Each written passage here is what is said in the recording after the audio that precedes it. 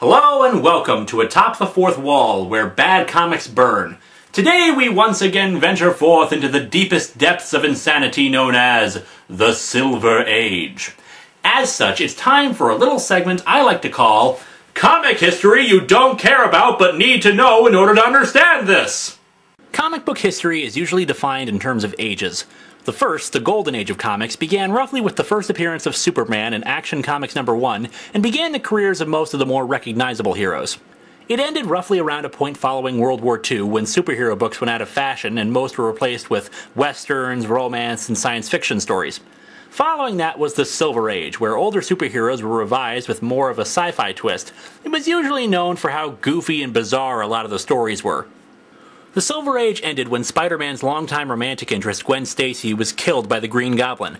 The intermediate period is usually recognized as the Bronze Age of comics, with more of a focus on social issues and attempts to make comics a little more relevant. Then there was the Dark Age, and I'll save that for another day.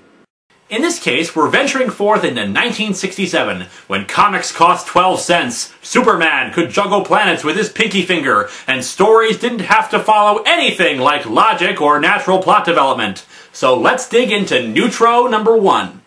I'll tell you one thing, a lot of the covers back then knew how to suck you in. In this case, we have a giant robot attacking the city.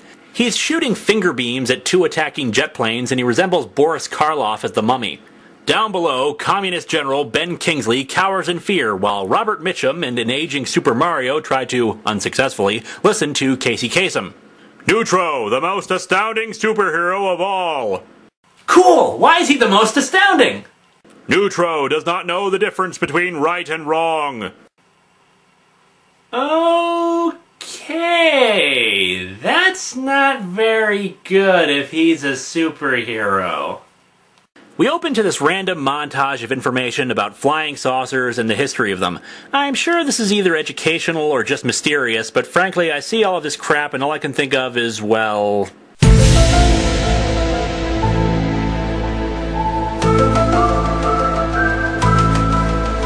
The first true page of the book brings us to 1,000 years ago.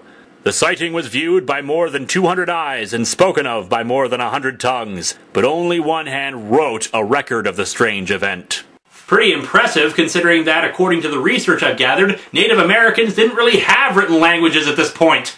I do apologize ahead of time if it turns out I'm wrong in that fact, but fortunately they get around that historical hiccup by saying it became a legend that was passed down from generation to Vulture and Cowskull. It was here, the legend says, that the sun fell to the ground. The sun being saucer-shaped, silver, made of metal, and with a green dome on top of it. The first sign was a light in the heavens. My ancestors were terrified at first, but their curiosity won them over. They saw creatures like themselves, yet different. They were apparently setting up some kind of underground alien Walmart. After they left, a hill stood on the spot marking the burial grounds of the strangers' boxes.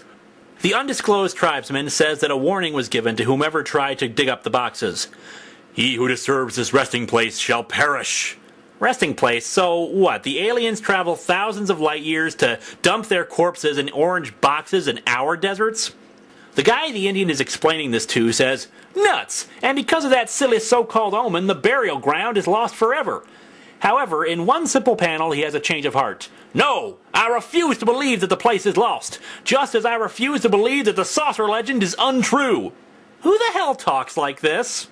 I accept to non-believe that the comic I am reading is unstupid.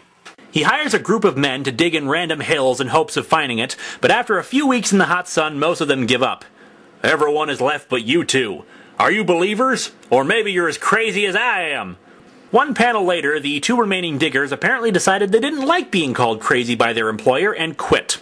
He continually goes out digging in random spots for the boxes and, in his anger, he smashes his shovel against something. For some reason, this apparently brings him to find something. It is true! These boxes, they're not like anything on this earth! Orange boxes? Sorcerer! He finds lots more of the orange boxes and stacks them up. What are they? What do they contain?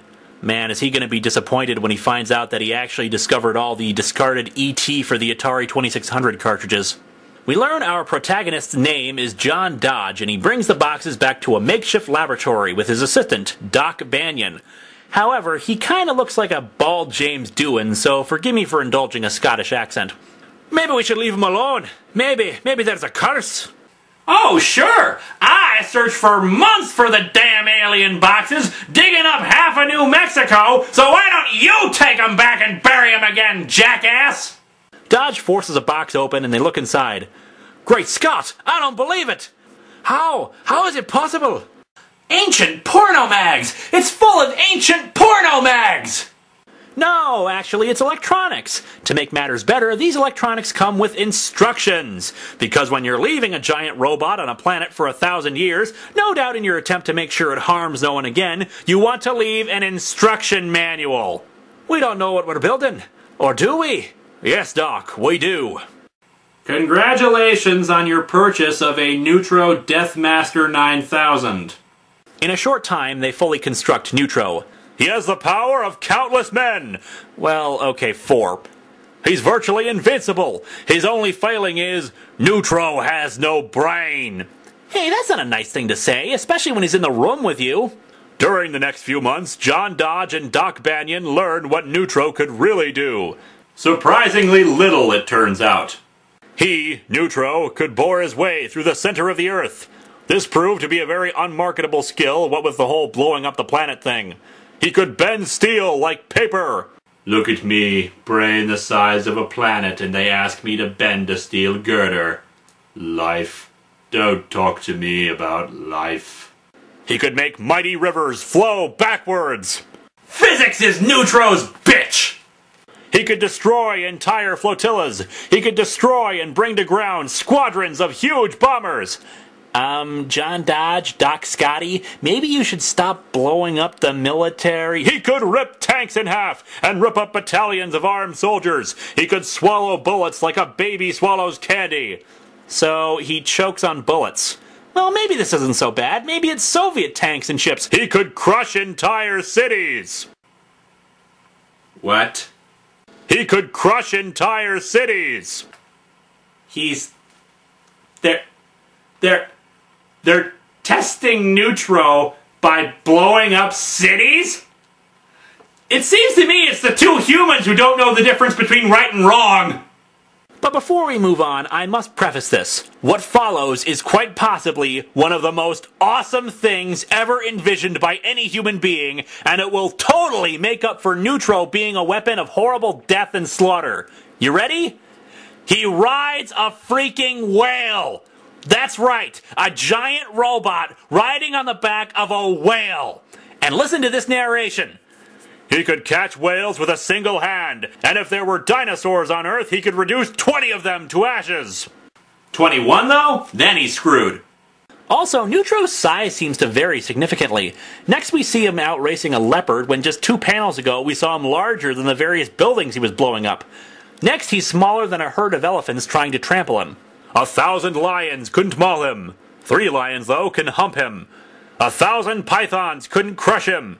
You know, after the whole whale riding and survival of a nuke, the pythons aren't exactly the high point to end on.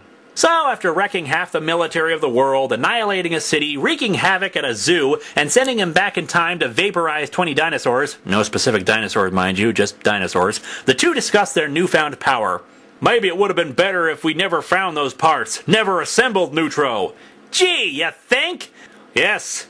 Like maybe it would have been better if we never assembled the atomic bomb, but you can't hold progress back.